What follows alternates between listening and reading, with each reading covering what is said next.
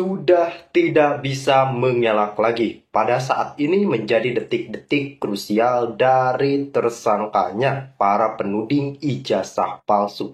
Tentu saja kepolisian telah melaksanakan BAP tahap akhir, bahkan saksi ahli pun sudah membeberkan semua bukti-bukti, termasuk dari bukti yang dihadirkan oleh Bapak Joshua Sinambela selaku ahli di sini. Kemudian rekan-rekan, pada saat ini yang paling krusial dan banyak orang lupakan adalah ketika Pak Jokowi menolak mencabut gugatan, itu benar-benar memberikan pukulan telak bagi mereka. Karena di sini kuncinya adalah Pak Jokowi. Kalau Pak Jokowi mencabut gugatan berdamai, ya sudah, proses hukum tidak akan berlanjut. Tetapi ini Pak Jokowi memutuskan untuk melanjutkan gugatan kepada Roy CS di tengah UGM dan uji lab forensik Polri semakin meyakinkan publik terkait keaslian dan keabsahan ijazah Pak Jokowi. Rekan-rekan, seperti yang kita ketahui bahwa kasus skandal tudingan ijazah palsu Pak Jokowi bukanlah kasus yang baru, tetapi kasus ini memang seolah dijadikan alat dan tunggangan politik oleh oknum-oknum yang tidak bertanggung jawab. Bahkan kalau kita flashback beberapa tahun ke belakang, pada saat itu ada tersangka dari penuding ijazah palsu yang ditahan serta dipenjara yang bernama Bambang Tri, yang pada saat ini mendapatkan pengampunan dari presiden ataupun dari pemerintah. Artinya meskipun beliau ini atau dalam hal ini Bambang Tri mendapatkan pengampunan, tetapi ternyata beliau masih nyap-nyap, masih berkicau soal keabsahan ijazah Pak Jokowi. Bahkan kali ini seolah-olah satu circle dengan Roy Panci CS. Maka dari itu, keputusan yang diambil oleh Pak Presiden ke-7 kita untuk tetap mempidanakan para penuding ijazah palsunya, itu adalah keputusan yang tepat. Karena ini sudah membuat gaduh di ranah publik. Polda Metro Jaya dalam hal ini Subdit Cyber, Direktorat Kriminal Khusus Polda Metro Jaya, saat ini sedang melakukan pemeriksaan terhadap Saudara Roy Suryo dengan status pemeriksaan sebagai tersangka. Dan kali ini tak ada lagi ruang untuk berkelit. Baik, kita lanjutkan ke penjabaran hukum per pasal secara rinci, agar publik benar-benar paham bahwa ini bukan sekadar debat opini, tapi sudah masuk wilayah hukum positif yang serius. 1. Pasal 310 KUHP, pencemaran nama baik. Pasal ini jelas menyasar siapapun yang sengaja menyerang kehormatan atau nama baik seseorang dengan menuduh atau menyebarkan informasi bohong. Barang siapa dengan sengaja menyerang kehormatan atau nama baik seseorang dengan menuduh melakukan sesuatu agar diketahui umum, dihukum dengan pidana penjara paling lama 9 bulan. Tapi tunggu dulu. Kalau dilakukan melalui media massa, media sosial, atau sarana publik lain, maka pidananya bisa lebih berat. Bahkan bisa mencapai 1 tahun 4 bulan, tergantung konteks penyebarannya. Roy Suryo DKK sudah jelas main di media publik, sudah jelas menuduh tanpa bukti, sudah terang benderang menyerang nama baik. Pasal 23. 11 KUHP, fitnah yang sudah terbukti tidak benar. Nah, ini yang lebih berat lagi. Kalau si penuduh tidak bisa membuktikan bahwa tuduhannya benar, maka ini bukan lagi pencemaran, tapi fitnah murni. Jika si pelaku tidak dapat membuktikan kebenaran dari tuduhannya, maka ia dapat dijatuhi pidana paling lama 4 tahun. Jelas ya? Jadi kalau Roy Suryo DKK tidak bisa buktikan bahwa ijazah Jokowi memang palsu, maka mereka bisa masuk ke pasal 311 langsung, pidana 4 tahun. Dan ini bukan asumsi, ini realita hukum.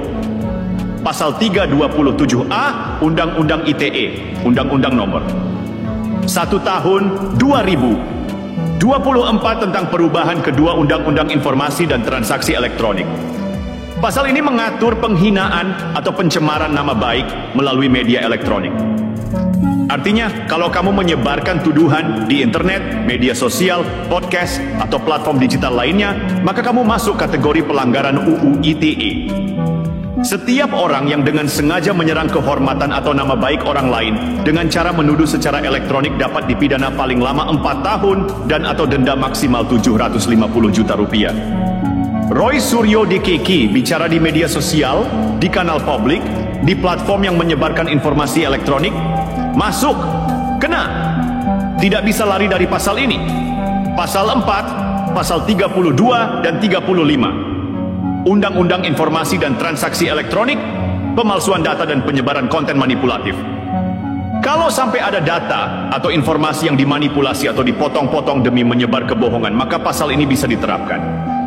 Pasal 32 ayat 1, melarang perusakan, penghilangan, atau pengubahan data elektronik orang lain tanpa izin. Pasal 35, siapapun yang membuat atau menyebarkan informasi elektronik palsu yang merugikan orang lain bisa dipidana 6 tahun penjara dan atau denda maksimal 1 miliar rupiah. Kalau tuduhan ijazah palsu itu menyebar menggunakan data tak valid, gambar yang diubah, atau dokumen yang tidak sah, maka ini bisa masuk pasal 32 dan 35. Roy Suryo DKK tidak sedang menyuarakan pendapat. Mereka sedang menyebar kebohongan yang bisa menghancurkan reputasi seseorang. Dan dalam hukum, niat buruk plus bukti tak ada piusikah penjara. Dan kali ini tak ada lagi ruang untuk berkelit. Baik, kita lanjutkan ke penjabaran hukum per pasal secara rinci, agar publik benar-benar paham bahwa ini bukan sekadar debat opini, tapi sudah masuk wilayah hukum positif yang serius. 1. Pasal 310 KUHP, pencemaran nama baik. Pasal ini jelas menyasar siapapun yang sengaja menyerang kehormatan atau nama baik seseorang dengan menuduh atau menyebarkan informasi bohong. Barang siapa dengan sengaja menyerang kehormatan atau nama baik seseorang dengan menuduh melakukan sesuatu agar diketahui umum, dihukum dengan pidana penjara paling lama 9 bulan. Tapi tunggu dulu. Kalau dilakukan melalui media massa, media sosial, atau sarana publik lain, maka pidananya bisa lebih berat. Bahkan bisa mencapai 1 tahun 4 bulan, tergantung konteks penyebarannya. Roy Suryo DKK sudah jelas main di media publik, sudah jelas menuduh tanpa bukti, sudah terang benderang menyerang nama baik. Pasal 23 11 KUHP, fitnah yang sudah terbukti tidak benar. Nah, ini yang lebih berat lagi. Kalau si penuduh, ia dapat dijatuhi pidana paling lama 4 tahun. Jelas ya? Jadi kalau Roy Suryo DKK tidak bisa buktikan bahwa ijazah Jokowi memang palsu, maka mereka bisa masuk ke pasal 311 langsung, pidana 4 tahun. Dan ini bukan asumsi, ini realita hukum. Pasal 327A Undang-Undang ITE, Undang-Undang Nomor 1 Tahun 2024 tentang perubahan kedua Undang-Undang Informasi dan Transaksi Elektronik. Pasal ini mengatur penghinaan atau pencemaran nama baik melalui media elektronik. Artinya, kalau kamu menyebarkan tuduhan di internet, media sosial, podcast, atau platform digital lainnya, maka kamu masuk kategori pelanggaran UU ITE. Setiap orang yang dengan sengaja menyerang kehormatan atau nama baik orang lain dengan cara menuduh secara elektronik dapat dipidana paling lama 4 tahun dan atau denda maksimal 750 juta rupiah. Roy Suryo DKK bicara di media sosial, di kanal publik, di platform yang menyebarkan informasi elektronik, masuk, kena. Tidak bisa lari dari pasal ini. Pasal 4, pasal 32 dan 35. Undang-Undang Informasi dan Transaksi Elektronik, pemalsuan data dan penyebaran konten manipulatif. Kalau sampai ada data atau informasi yang dimanipulasi atau dipotong-potong demi menyebar kebohongan, maka pasal ini bisa diterapkan. Pasal 32 ayat 1, melarang perusakan, penghilangan, atau pengubahan data elektronik orang lain tanpa izin. Pasal 35, siapapun yang membuat atau menyebarkan informasi elektronik palsu yang merugikan orang lain bisa dipidana 6 tahun penjara dan atau denda maksimal 1 miliar rupiah. Kalau tuduhan ijazah palsu itu menyebar menggunakan data tak valid, gambar yang diubah, atau dokumen yang tidak sah, maka ini bisa masuk pasal 32 dan 35. Roy Suryo DKK tidak sedang menyuarakan pendapat. Mereka sedang menyebar kebohongan yang bisa menghancurkan reputasi seseorang. Dan dalam hukum, niat buruk plus bukti tak ada piusikah penjara. Dan kali ini tak ada lagi ruang untuk berkelit. Dalam kasus ijazah palsu, ternyata akhirnya lidahnya terpleset, membenarkan bahwa dia satu tim dengan Roy Suryo. Mungkin Pak Bonatua bisa tanya, karena begini, suratnya seperti apa? Ketika itu kemudian bukan merupakan dokumen rahasia lagi, ijazah kita sebut, maka KPU harus membuka itu. Betul. Pak Bona sempat meminta KPU mana? Surakarta, DKI? Baik. Ya, lanjut Pak. Baik. Perkenalkan dulu Pak, Bapak siapa? Perkenalkan saya Bonatua Silalai, Doktor Kebijakan Publik, Oke. Peneliti independen. Dari UGM juga? Bukan, saya dari Trisakti. Oke, silakan. Nah, makanya oleh tim kita, Mas Roy sama Sentana, kita melakukan keberatan. Keberatan dia di sini, dan saya lihat juga teman-teman sudah ternyata publik bersama kami. Oh, kalian satu tim dengan Mas Roy Suryo? Benar. Oh, berarti tidak independen dong, Adinda. Kenapa tidak independen? Iyalah, kalau dengan mereka sudah pasti ada kecurigaan kita. Gini Pak. Aduh, janganlah. Jujurlah. Begini Pak. Maling panci. Nah, dari penjelasan Abang Andi tadi ini kita bergeser ke IPB kalian. Nah, saya sudah melakukan kesimpulan dari sebuah pernyataan yang disampaikan oleh salah satu dosen dari IPB. Dari pernyataan-pernyataannya saya menyimpulkan 3 hal. Yang pertama, penyetaraan ijazah Gibran dari Australia dinilai tidak sah. Terus yang kedua, sekolah Gibran di Singapura hanya setara SMP bukan SMA. Terus yang ketiga, kualifikasi pendidikan Gibran diklaim dosen IPB hanya setara SD. Nah, gimana tanggapan kalian ini dari tiga pernyataan yang saya simplifikasi dari pernyataan salah satu dosen dari IPB ini? Silakan kalian tanggapannya. Kalau menurut saya setiap orang bebas berpendapat. Jadi beliau mungkin ya walaupun dosen tapi kan setiap orang tuh punya bidang keahliannya masing-masing.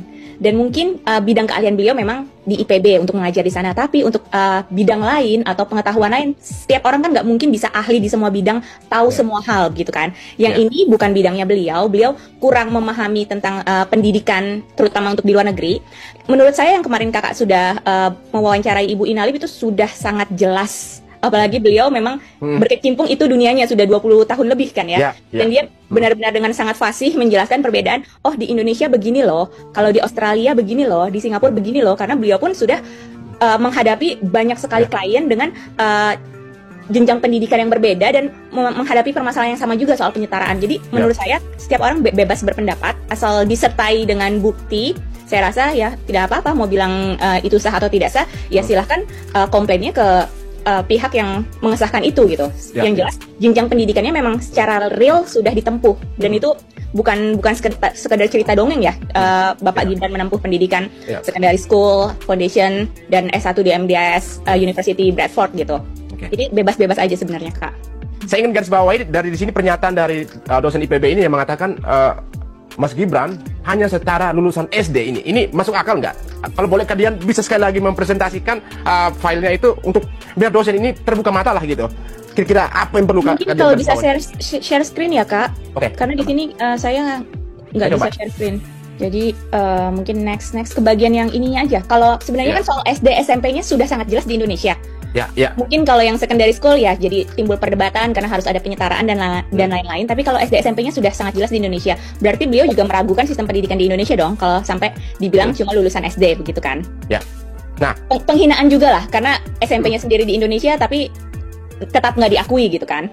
Kemudian yang bukan yang ini Kak. Jadi soal yang foundation itu ada di sini kan ada nih transkrip ya. Ini sudah jelas-jelas International Foundation Diploma in Mass Communication. Jadi ya mungkin beda foundation karena di sini yang saya tampilkan di sini ijazah MDIS Foundation, sedangkan Bapak Gibran itu di UTS. Cuma kurang lebihnya apa yang dipelajari selama foundation di halaman berikutnya Kak. Ini kan sudah jelas apa yang dipelajari selama foundation itu sama sekali bukan kayak tempat les. Jadi karena di sini dia foundationnya di contoh transkrip ini foundationnya di bidang communication, jadi yang dipelajari yaitu ada social behavioral studies, human and mass communication. Jadi ini sudah sangat jelas kalau ini bukan les. Dibilang SMA juga ya mungkin kalau misalnya menurut keterangan Ibu Inalim itu masuknya SMA yang lebih kejuruan ke IPS karena disebut SMK juga kurang tepat karena ini bukan pelajaran-pelajaran yang setelah lulusnya kita siap masuk ke dunia kerja gitu. Jadi sudah sangat jelas apa itu foundation. Yang orang-orang bilang itu kan cuma les itu karena mereka tidak tahu, ya kan? Jadi di sini tujuan saya adalah untuk memberitahukan kalau foundation itu kita memang belajar basicnya apa yang akan kita pelajari di perkuliahan yang nanti semestinya loh gitu. Seperti itu.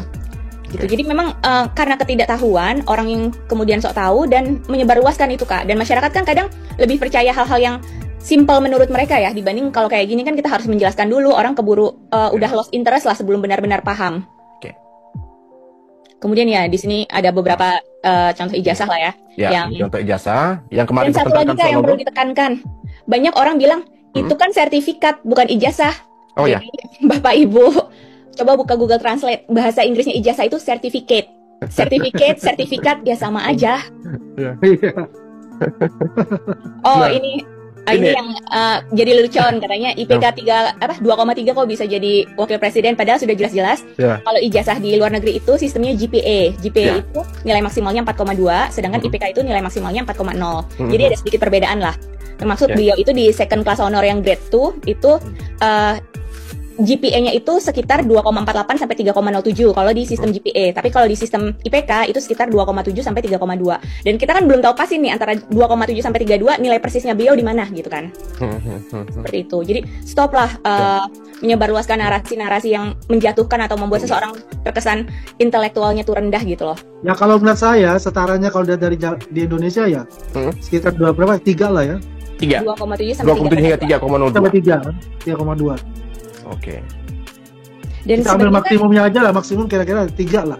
sebenarnya Iya, IPK kalau- itu kan nggak terlalu berpengaruh ya. Setiap orang kan punya keahliannya masing-masing. Memang ada yang pintar di akademik, ada yang pintarnya di Ya. praktek, di kerja. Jadi sebenarnya itu nggak berpengaruh sama sekali gitu. Ya. Nah itulah ya, jadi kalau kita lihat sistem perkuliahan di Indonesia itu bukan berdasarkan dari skill ya, tapi berdasarkan dari angka-angka itu. Jadi banyak sekali kan jadi terjadi pengangguran ataupun ya katakanlah setelah selesai dia tidak tahu mau berbuat apa karena yang dikejar adalah angka-angka, bukan skill, soft skill terutama di kampus-kampus itu yang akan membawa mereka ke dalam dunia kerja sesungguhnya.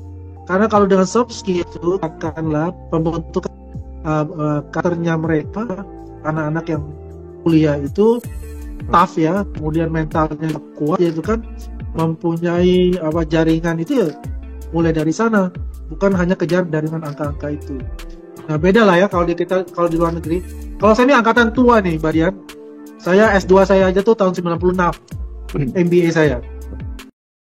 Oke rekan-rekan, kali ini kita memang menantikan bagaimana proses penetapan tersangka yang ketika ditandai oleh berakhirnya penyelesaian akhir dari keterangan-keterangan saksi ahli atau dalam hal ini dari Bapak Joshua Sinambela, artinya proses detik-detik penangkapan tersangka, detik-detik masuk kurungan badan ini semakin dekat. Tadi yang saya katakan bahwa pada saat ini menjadi detik-detik krusial. Kenapa kok dikatakan detik-detik krusial? Jadi rekan-rekan, kalau saja misalnya saya tidak bisa bayangkan Pak Jokowi mencabut gugatan, itu Roy CS akan bebas sebebas-bebasnya. Tetapi berbeda pada saat ini situasinya, Roy CS benar-benar dalam situasi yang sangat-sangat sulit. Kenapa dikatakan sangat sulit? Karena semua bukti memberatkan mereka dan menguatkan Pak Jokowi. Apa karena Pak Jokowi, presiden ke-7 kita, jadi menguatkan Pak Jokowi? Tidak rekan-rekan. Karena pada otoritasnya, ijazah ini kan dikeluarkan oleh lembaga ataupun kampus serta universitas. Maka dari itu, ketika ada seseorang mempertanyakan keabsahan ijazah, ya tinggal tanyakan saja kepada pihak kampus ataupun universitas yang mengeluarkan ijazah tersebut. Oke, saya kasih contoh deh, biar ini pemahaman yang dari saya bisa dengan baik sampai kepada Anda semua. Misalnya Anda bersekolah di sekolah C, dan ada sekelompok pihak yang mengatasnamakan peneliti, mempertanyakan keabsahan ijazah Anda dan bahkan mengatakan palsu karena tidak sesuai dengan ini dan itu. Kemudian, langkah yang paling bijak dan yang paling simpel serta cerdas adalah mempertanyakan ke Universitas C yang tempat Anda berkuliah ataupun menuntut ilmu. Nah, ketika Universitas C sudah mengatakan misalnya ijazah Anda ini asli karena Anda pernah sekolah di sini, pernah menuntut ilmu di sini, bahkan dokumen-dokumennya masih tersimpan rapi. Nah, jadi otomatis ketika kepalsuan-kepalsuan yang digaungkan oleh kelompok oknum ini itu akan berbuah fitnah kepada Anda dan bahkan mencemarkan nama baik. Apalagi seperti yang kita ketahui bahwa di Indonesia pemalsuan dokumen dilarang keras. Saya kira di negara lain pun sama, tetapi kita berbicara otoritas hukum Indonesia ya rekan-rekan. Maka dari itu, Wajar sekali ketika Pak Jokowi melaporkan balik mereka karena ini adalah bentuk dari warga negara yang memang meminta perlindungan hukum dan ada korelasinya dengan hak dan kewajiban warga negara. Kemudian ketika kita berbicara gugatan, ini kan yang memulai gaduh terlebih dahulu adalah kubu Roy Panji CS.